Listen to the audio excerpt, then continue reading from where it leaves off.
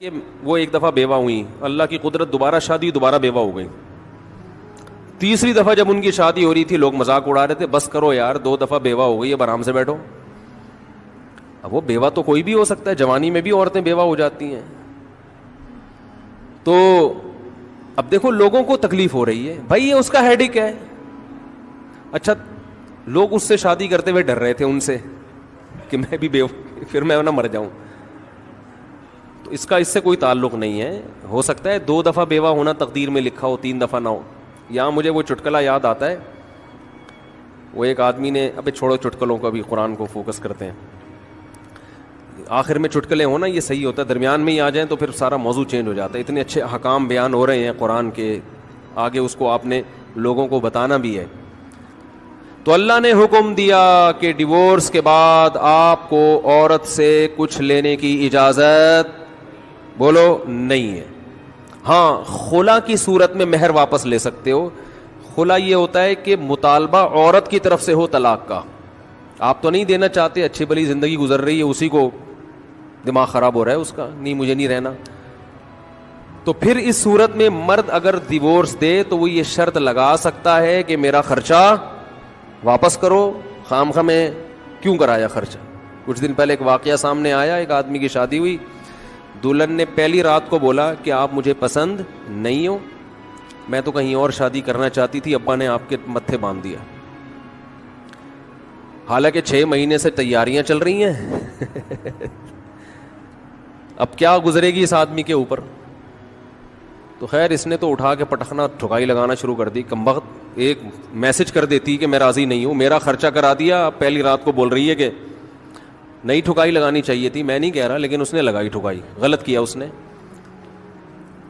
تو ایسے موقع پہ بھائی ٹھیک ہے اپنا راستہ لو, میرا خرچہ واپس. اب کون رکھے گا ایسی صورت میں. چاہتی کہیں اور تھی بھائی تو چاہتی تھی بھی اگر کہیں اور, تو اب بتانے کی کیا ضرورت ہے. ہر بات بتائی تھوڑی جاتی ہے. بولو بھائی دل میں بولو چاہتی تو تھی, لیکن چلو ہو گئی, اب اسی کو چاہنا شروع کر دیں گے آہستہ آہستہ. گدھا بھی اگر آپ پال لینا تھوڑے دنوں میں اس سے بھی محبت ہو جاتی ہے, تو پورا 2 ہاتھ 2 پاؤں کا انسان ہے, تھوڑے دنوں میں اچھا لگنے لگے گا. یہ سوچ کے صبر کر لو, پوری رپورٹیں پیش کر رہی ہیں اس کو پوری رپورٹ. تو ظلم وہاں سے ہو, مطالبہ وہاں سے ہو, تو پھر آپ واپسی کا مہر کا واپس مطالبہ کر سکتے ہیں. بھئی جو مہر دیا واپس دو. یہ بھی اللہ نے ان آیتوں میں حکم بیان کیا.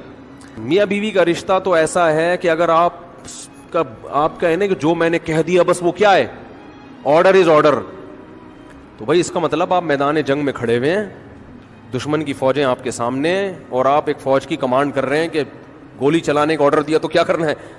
یہ گھر ہے, یہ میدان جنگ بولو نہیں ہے.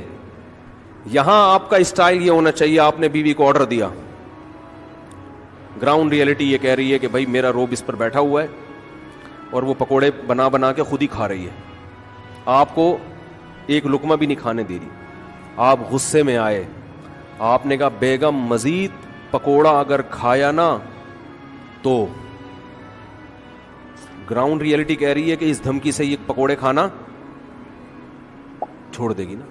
لیکن آگے اس کا ایٹیٹیوڈ آپ نے دیکھا, اس نے کہا تو کیا کر لے گا, فوراً وہ کرچھلی اٹھائی, تو کیا کر لے گا, فوراً لچک پیدا کرو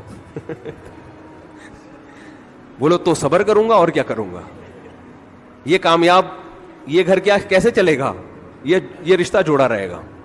اگر آپ نے اس کے ایٹیٹیوڈ دیکھ کے, اس کی پیشانی پہ سلوٹیں دیکھ کے اپنی دھمکی کو واپس نہیں لیا, تو یہ گھر کیا ہوگا, پکوڑے تو کھا لو گے آپ, لیکن آپ کے بچوں کی ماں مارکیٹ سے شارٹ ہو جائے گی. تو اس میں گھر کے اندر کا اصول لچک, کامیاب آدمی وہ. ہاں ناقابل برداشت کوئی معاملہ ہو جائے تو ایک الگ بات ہے. تو اللہ نے کیا حکم دیا کہ اگر ڈیورس ہو گئی ہے پھر دوبارہ ملنا چاہتے ہیں تو کباب میں ہڈی بولو مت بنو, ملنے دو ان کو, کوئی مسئلہ نہیں ہے. ہاں یہ قرآن نے کہا ہے کہ اس شرط میں ملیں کہ ان کا اپنے بارے میں یہ خیال ہو کہ دوبارہ وہ جھگڑے نہیں کریں گے. ایسا نہ ہو ملتے پھر وہی ٹینشنیں شروع